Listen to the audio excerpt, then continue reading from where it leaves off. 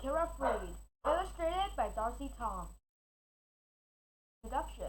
For centuries, puppet making was the work of woodcarvers. Puppets like Pinocchio were made of pieces of wood attached at the joints. Modern puppet makers have a choice of many more materials. They can use plastic, wood, animal skin, metal, fiberglass, and other materials. Each has its own special qualities. Puppets have been around for thousands of years.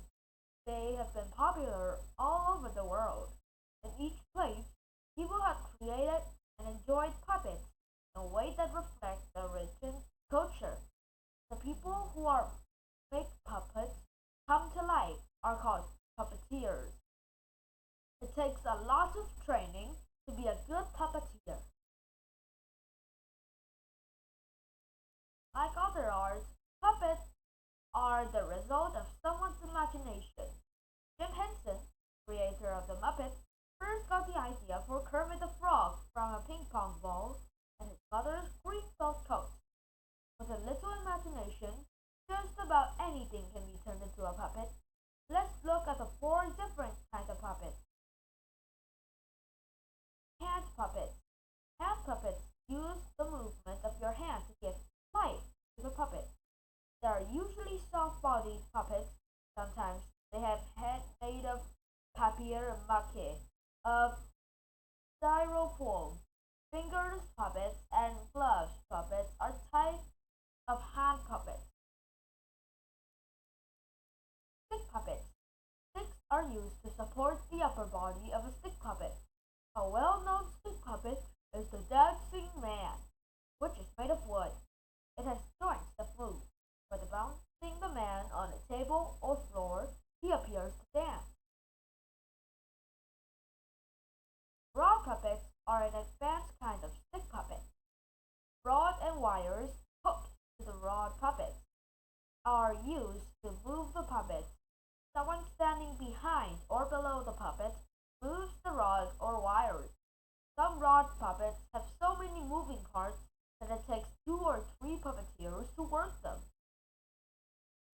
Like stick puppets, rod puppets use a stick or rod to support their upper body. They also use rods to move the arm and legs.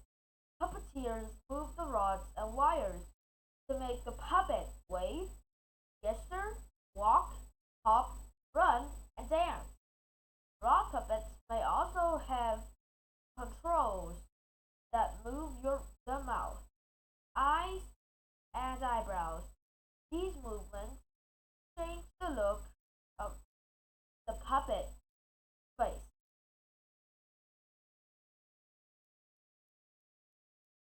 String puppets. String puppets, or marionettes, moved by strings or wires, look to different parts of their bodies. The other ends of a string or wires are hooked to a cross-shaped piece of wood.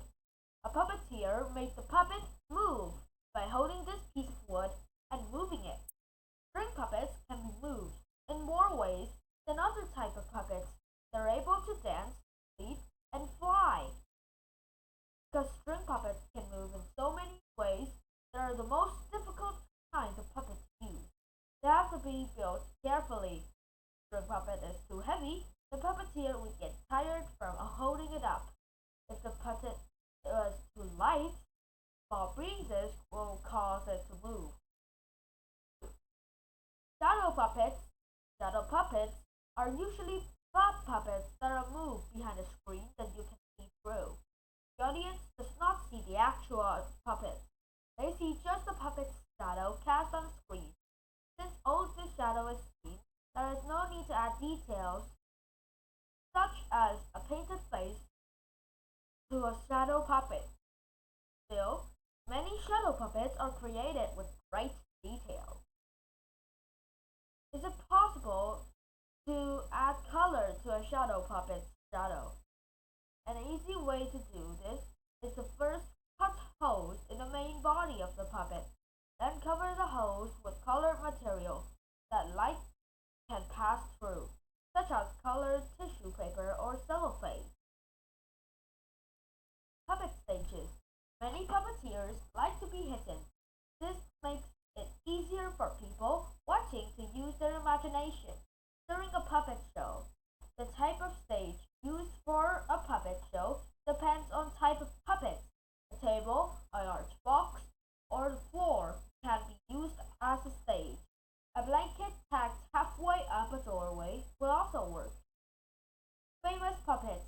One of the world's most famous puppeteers of all time was Jim Henson. Jim created the Muppets, including Kermit the Frog and Miss Piggy.